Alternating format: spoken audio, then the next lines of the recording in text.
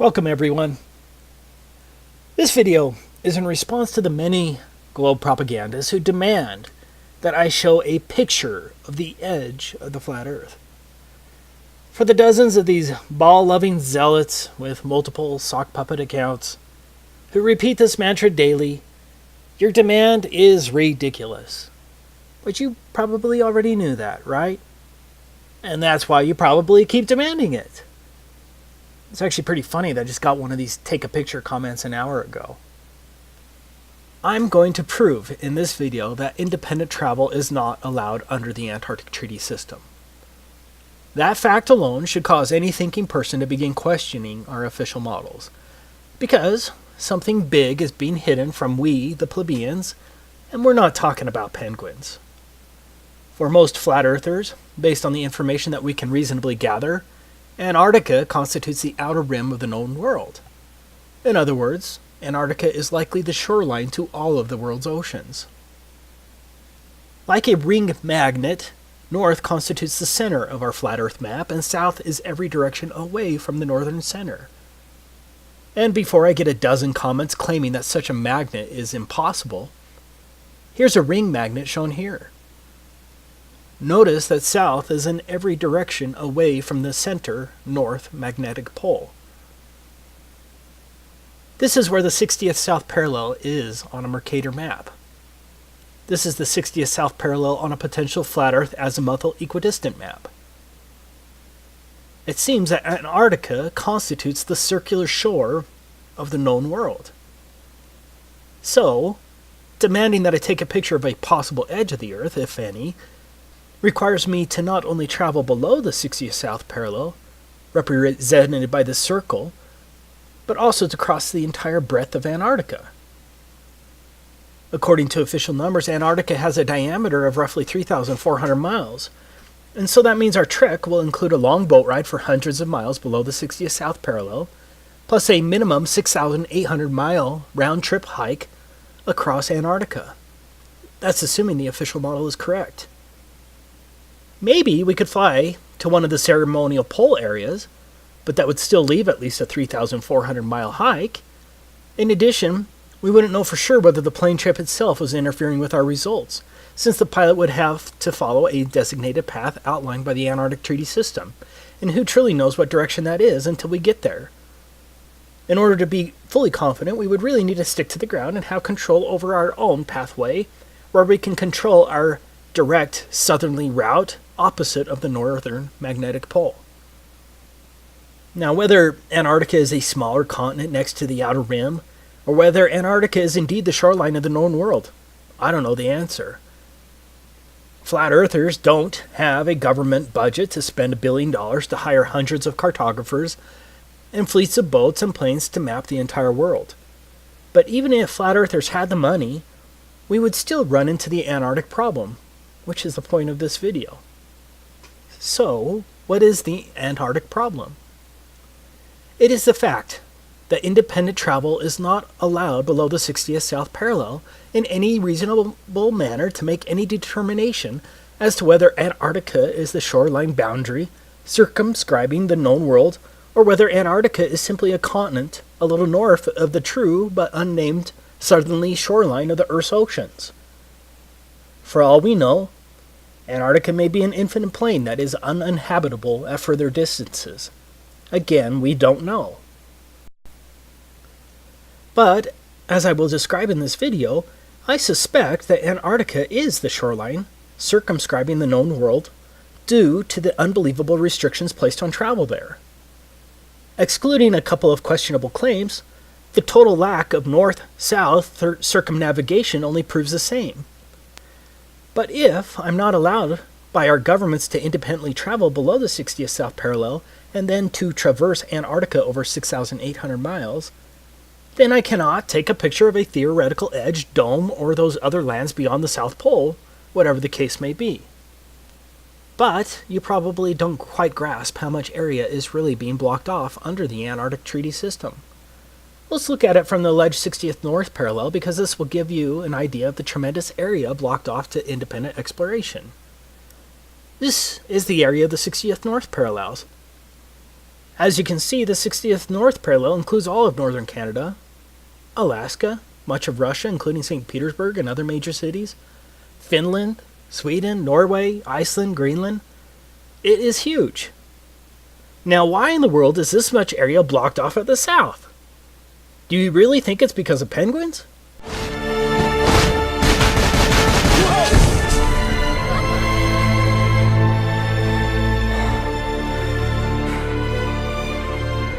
You see, first there was just one, now there's thousands of them. Are they trying to tell us something? So what's the problem? Well, among other things, we are messing with their food chain. And we have got to do something about it. We suggest a ban on all marine harvesting. Do you think the child propaganda from Happy Feet is true? The Antarctic Treaty was executed in 1959 and has been in place ever since. Think about it. No country had any real alleged concerns about the environment at that time. One of the more interesting facts is that the Soviet Union also ratified the treaty, and did so from the beginning on December 1st, 1959. Do you really think the Soviets were truly concerned about the penguins and the fragile Antarctic environment? In other words, America, the USSR, and the rest of the major countries of the world remain partners in generally closing Antarctica throughout most of the so-called fake space race, the Cuban Missile Crisis of 1962, the fake moon landings, most of the Cold War, the Vietnam War, the Six-Day War, the Soviet-Afghan War, and the collapse of the Soviet Union, which at that time Russia continued as a signatory in 1992. That's some peculiar cooperation transcending international conflicts, don't you think? Do you really think that the vast resources and strategic military benefits of Antarctica were multilaterally put aside because of penguins? Even North Korea has been a signatory since 1987. For some strange reason, the Antarctic Treaty has remained sacrosanct for nearly 60 years, regardless of worldwide conflicts. For the reasonable, objective person, alarm bells should be going off right now. As I was preparing this video, I found something else that's interesting. Out of all the flags of all the countries across the earth, can you guess which one only shows a map of the country as the emblem of the country? You guessed it. Only one. Antarctica. Yeah, the one country they want you to know the shape of. That doesn't reek of programming, does it? Let me make this clear from the beginning. Travel to Antarctica is more difficult than travel to a military base. Sure, the military base may have a visitor shop near the entrance, but if you go beyond that visitor shop or another designated travel area without clearance, you're going to get arrested, or something worse. I'm sure I already have a few globe shills ready to pounce, armed with various inanities to counter my statement, but let's ignore the global spin. This video is about evidence and facts and the reasonable assumptions based thereon.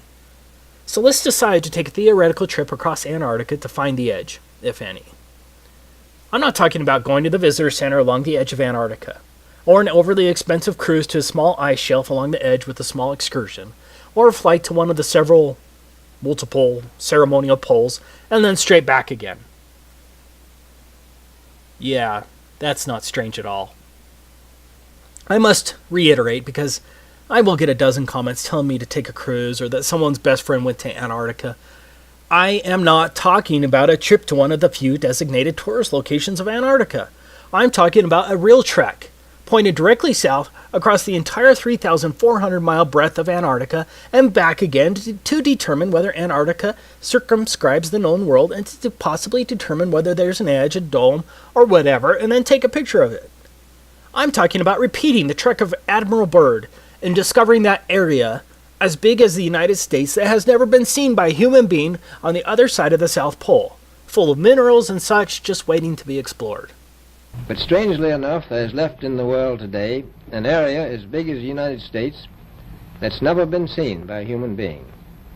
And that's beyond the pole on the other side of the South Pole from Middle America. And I think it's quite astonishing that there should be an area as big as that unexplored.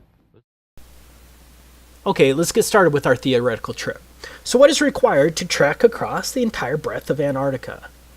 Now, I'm in the United States, and so we're going to examine it from the position of a slave of the U.S. But the rules are going to be the same for all 53 signatory countries of the Antarctic Treaty, and everyone else, since these countries all enforce the same provisions. To begin with, we need to understand that anything below the 60th south parallel is referred to as the Antarctic Treaty Area. What does that mean?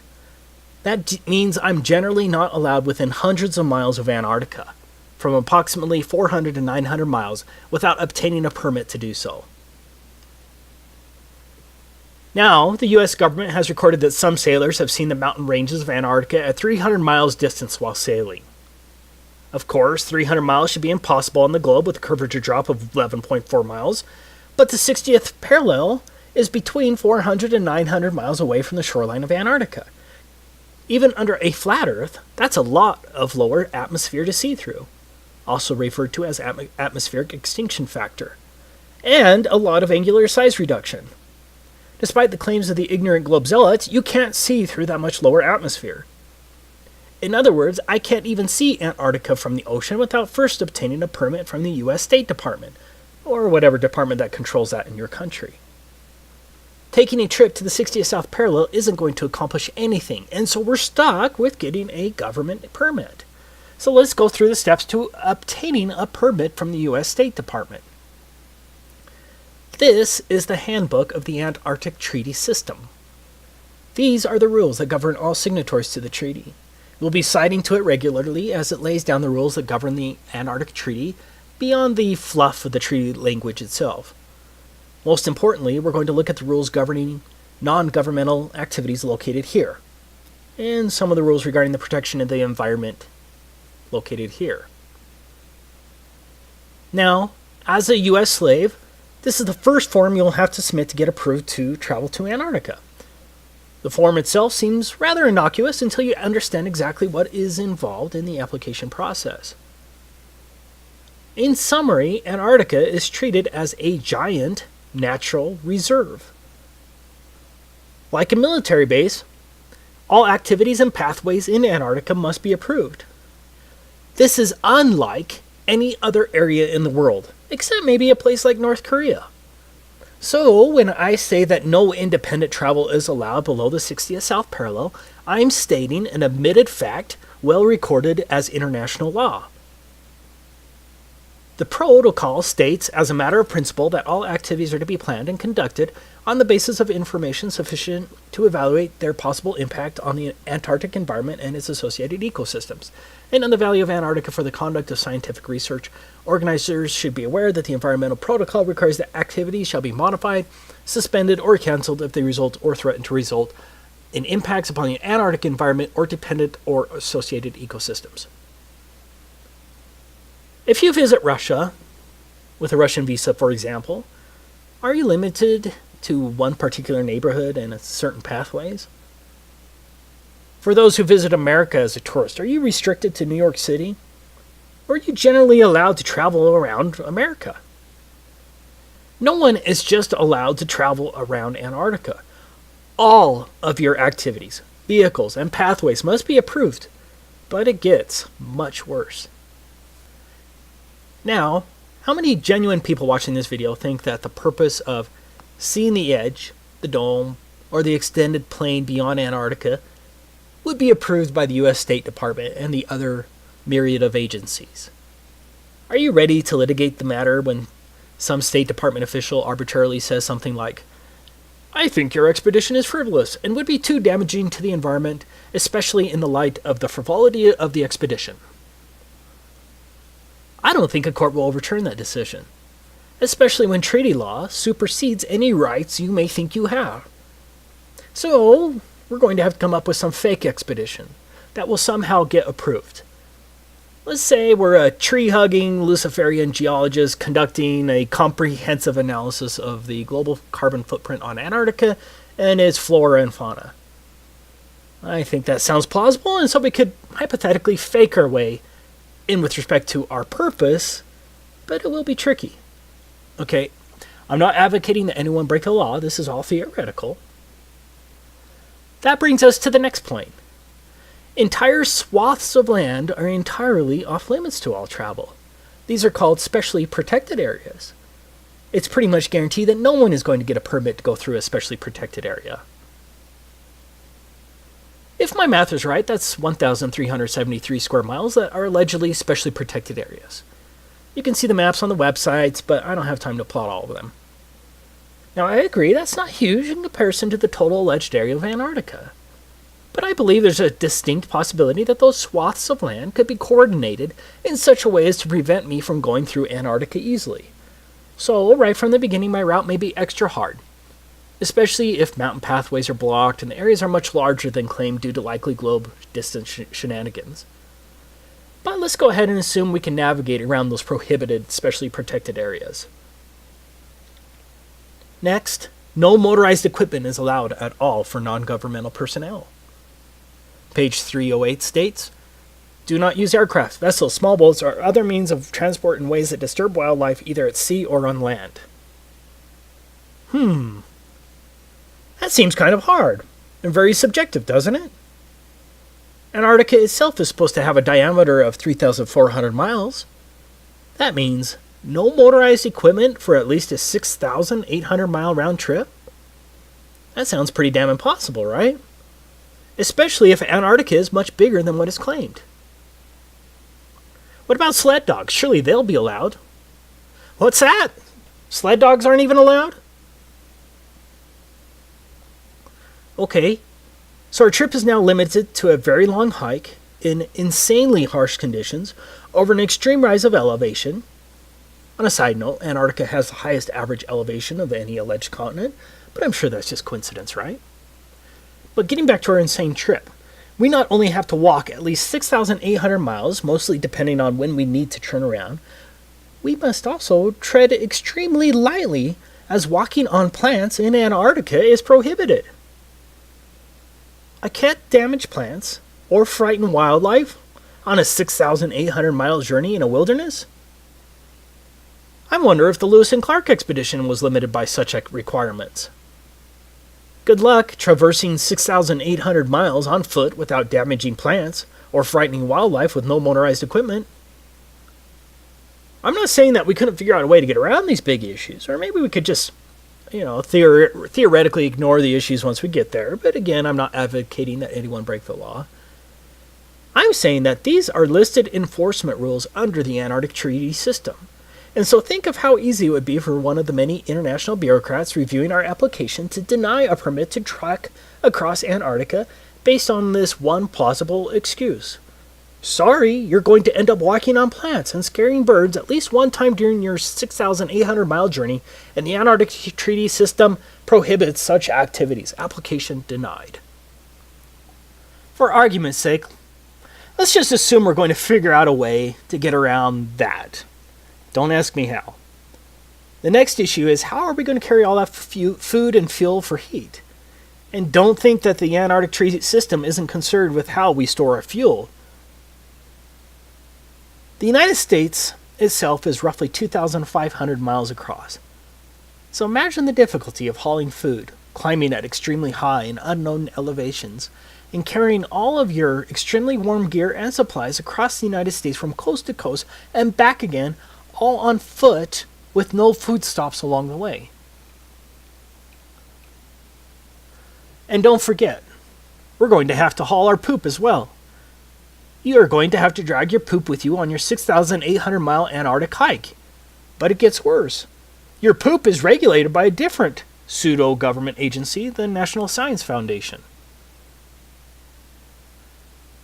Here's where you can learn about what permit is required if you wanted to dispose of your poop on your 6,800 mile journey if you don't want to carry it. Could you imagine for your next trip to France and the custom agent saying, "Welcome to France. By the way, no vehicles are allowed, no animals are allowed, do not walk on any plants, and here's a bag for your poop. Be sure to bring a bag full." If you don't want to carry your poop, you're going to have to get a permit from the National Science Foundation. Enjoy your stay. But here's another and potentially bigger problem. What if there is no edge when you get there, but the conditions only get worse? How many years of supplies can one carry by a handheld sled and some skis? What if Antarctica goes beyond 3,400 miles? What then? When do you turn your back, and how do you prove it? Because the globe shows are just going to call you a liar anyways. Any sane person right now would have to admit that our little trip is impossible, but we have a lot of paid-for apologists for our slave masters who will still somehow claim that I'm lying when I say that independent travel in Antarctica is prohibited. But we're not done. Going back to our form DS4131, in addition to disclosure to other parties to the treaty, the information provided may be shared with the U.S. Environmental Protection Agency to ensure compliance with 40 CFR Part 8 Environmental Impact Assessment of Non-Governmental Activities in Antarctica, as well as with other relevant U.S. agencies. This brings us to one of the most important issues facing us. What is an environmental impact assessment? No country, even North Korea, would ever require an environmental assessment before traveling across their country. It's insane. Here's the definition of an environmental impacts assessment in the U.S. Code of Federal Regulations. Environmental impact assessment means the environmental review process required by the provisions of this part and by Annex 1 of the Protocol, and includes preparation by the operator and U.S. government review of an environmental document and public access to and circulation of environmental documents to other parties and the Committee on Environmental Protection as required by Annex 1 of the Protocol. Well, let's see what the Committee for Environmental Protection says. Article 8 of the Protocol requires the parties to conduct environmental impact assessments for the Antarctic activities and provides 3 levels of assessment according to the potential impacts of each activity. The procedures for environmental impact assessment are detailed in Annex 1 of the Protocol. If a proposed activity is determined in a preliminary stage of assessment to have less than a minor or transitory impact, it may proceed. If an activity is determined as likely to have a minor or transitory impact, then an initial environmental evaluation must be prepared. If an initial environmental evaluation indicates the potential for more than a minor or transitory impact, or if such impact is otherwise determined to be likely, a comprehensive environmental evaluation must be prepared. Draft CEEs are made publicly available and considered by the CEP, which then advises the ATCM, and that's a Antarctic Treaty Consultative Meeting. Comments provided by other parties in the ATCM must be addressed in a final CEE, which is used as a basis for making a decision about whether and how the activity is conducted. Same law as here. It is the comprehensive environmental evaluation that's going to kill our expedition. Here's the regulation, and this applies to all signatories, including North Korea. Any operator who plans a non-governmental expedition that would require a CEE must submit a draft of the CEE by December 1st of the preceding year. Within 15 days of receipt of the draft CEE, EPA will send it to the Department of State, which will circulate it to all parties to the protocol, and forward it to the Committee for Environmental Protection established by the protocol, and publish notice of receipt of the CEE and request for comments on the CEE in the Federal Register, and will provide copies to any person upon request. The EPA will accept public comments on the CEE for a period of 90 days following notice in the Federal Register. The EPA, in consultation with other interested federal agencies, will evaluate the CEE to determine if the CEE meets the requirements under Article 8, Annex 1 to the Protocol, and the provisions of this part, and will transmit its comments to the operator within 120 days following publication in the Federal Register of the notice of availability of the CEE. So, now, I'm sure most of you probably just went brain dead when I read that, so let me explain it. First, our CEE, that's our Comprehensive Environmental Evaluation, must pass the EPA's initial review. Not an easy task. Next, the Department of State, along with its Office of Ocean and Polar Affairs Bureau of Oceans, Environment and Science, must review it. Next, it will be sent to all parties. That's 100 countries, by the way. Next, your assessment must be approved by an international bureaucracy called the Committee for Environmental Protection. After their highly unlikely approval, the EPA will then publish it in the United States Federal Register. Now, why would they do that? Because any supposed private tree-hugging group can now sue to stop you from going there. Once that is done, assuming you haven't been sued, then the EPA, along with all of the other interested federal agency, whatever the hell that means, evaluates it again. Do you realize the amount of legal work this would entail? Do you realize how easy it would be for any one of hundreds of entities or thousands of bureaucrats to halt your expedition? Again, this applies to all countries. One person in the comments of my last Antarctic video claimed that it wasn't necessary in the United Kingdom. Well, he lied. The Environmental or Madrid Protocol is part of the Antarctic Treaty System and applies to all countries. Here is the requirement on the UK application if you're interested. As explained above, for every person in the United States who wants to get a permit to travel across Antarctica, has to first submit the environmental impact assessment to the EPA.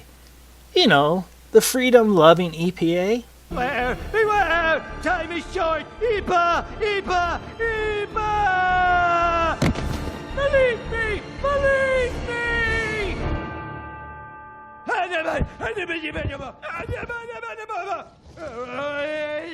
Thanks for listening. Lost them, sir. Well, then you find them, and you get them back in the dome. And to make sure nobody else gets out, I want roving death squads around the perimeter 24/7. Do you know what the environmental impact statement costs? This is very similar. A typical environmental impact statement costs from $250,000 to $2 million. And those are a lot easier than this comprehensive environmental analysis required under the Antarctic Treaty. For us, the biggest problem is that you would have to incur the expense of the environmental impact assessment before you know if you're denied, due to whatever arbitrary claim a bureaucrat can think of. Do you see how difficult this environmental assessment will be? How would one know the environmental impact on an area which you've never been to, and very little information would be available? With a normal environmental assessment, you'd be able to send an engineering firm to the location to make the assessment with attorneys who would draft the statement. In this case, you can't send an engineering firm all the way to Antarctica, and so you have to hire Antarctic experts who have been to the same places you're planning on walking through. Now, how many of those do you think there are? I say that we can safely assume that the price of getting an environmental impacts assessment approved by the EPA and the international agency would cost millions, assuming no supposed private group sues you once it's published in the Federal Register. Do you have more than $2 million to spend for an environmental impact assessment? And then, what if the EPA or the Committee for Environmental Protection or one of the other agencies says no? Maybe that not enough information was provided. Are you ready to spend another $2 million to fight that in court? But you still have to have your purpose approved. Do you see the problem there? You would likely spend millions on getting the environmental impact statement, only later to have some official at the International Committee for Environmental Protection reject your purpose in Antarctica. You would truly gamble millions in this silly endeavor. To learn more about the environmental assessment procedures with the Committee for Environmental Protection, you can research it here. See also, let's get to the final issue we're going to run into. 7 countries claim territorial rights to various parts of Antarctica. Argentina, Australia, Chile, France, New Zealand, Norway, and the United Kingdom all maintain territorial claims in Antarctica. I did find it interesting that the USSR never claimed territorial rights to Antarctica. Yeah. I'm willing to bet that my trip across Antarctica is going to need other permits from other countries based only on territorial claims. Getting more permits or visas from other countries who have alleged territory in Antarctica? Yeah, that shouldn't add too much to our already strained budget. Now, just for the propagandist who's going to claim that's not true, I quote, "The Antarctic Treaty puts aside the potential for conflict over sovereignty for providing that nothing that occurs while the treaty is in force will enhance or diminish territorial claims." Meaning, the territorial claims trump. So, the next dumb shill who demands that you take a picture of the edge or that anyone can go to Antarctica and see for themselves that it's a continent, be sure to point out what a damn idiot they are, and then share this video because everything in here is fact that anyone can look up, and I'll try to have all the links in the description. Of course, the lying minions from the Ministry of Truth will spin and call you names, but at least the rest of the world will see the liars for who they truly are. This is Taboo Conspiracy, signing off. In case I don't see ya, good afternoon, good evening, and good night. Yeah.